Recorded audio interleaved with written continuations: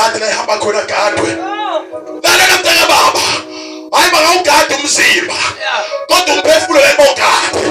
hayi mntaka baba ngeke bawugade umphefumulo mase lifikile usuku lwakho lufuna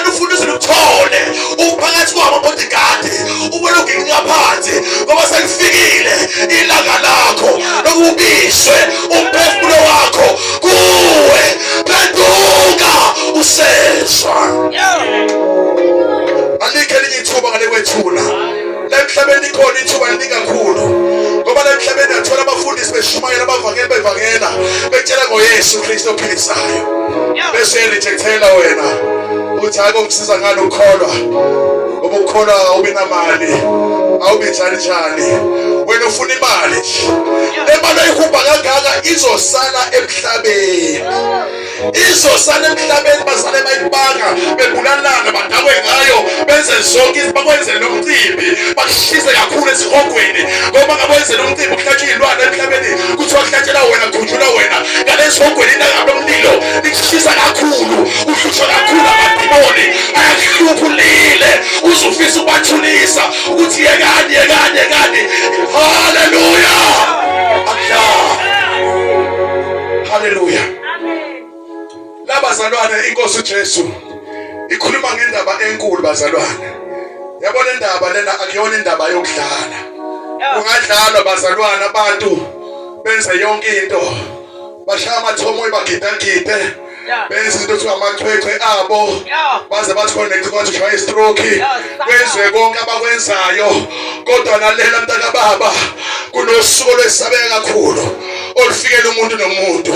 ukuthi mase lumfikele umuntu ayafisa ukubuyela emhlabeni azolungisa bese etshela igama elilodwa ukuthi sekulate uhlale ngomusa usaphila emhlabeni haleluya bazalwane le ndaba ijulile bazalwane haleluya inkosi uJesu ayizama ukuvula amehlo abantu ukuthi bantu ningami ngengcebo yenu ningami ngobuhle benu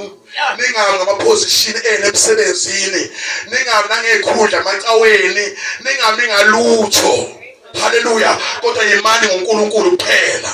imani ngoJesu Kristu ukudla kukhona ukudla kukho kodwa wena yima ngoJesu haleluya enenkosi uJesu yocaphuna ngoLazarus ngoba yenzela ukuthi angabibikho umuntu oyozilandulela ngelanga lokugcina othi mina Nkosi bengihlupheka mina Nkosi bengenayo medical aid mina Nkosi bengenamali mina Nkosi bengenalutho ingakho ngakukhonzanga inkosi uJesu izolandula Lazarus amen phambi kwemphefumulo yonayo athi ake bachazele ukuthi wena Lazarus waphila kanjani emhlabeni uinvestile impilo yakho uNkulunkulu ebazalwane siya investa njengoba sikholwa si-investile kuSomandla si-investile kuThixo njengoba sidela emakhaya sifuna uThixo ingoba si-investile kuSomandla ukuthi ngelanga lokugcina siyoklema i-investment yasezulwini nasiyophila khona kamnandi sihleli nenkosi siduduzwa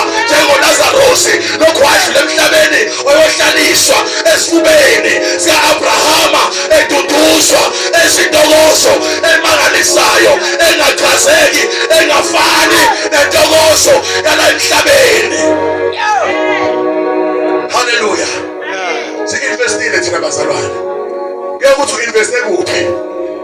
isiteli sa-investe emhlabeni kanti si-investele kuyofa ingunaphakade kungcono ngabe nalutho emhlabeni kunokuthi ngiyolahla esihogweni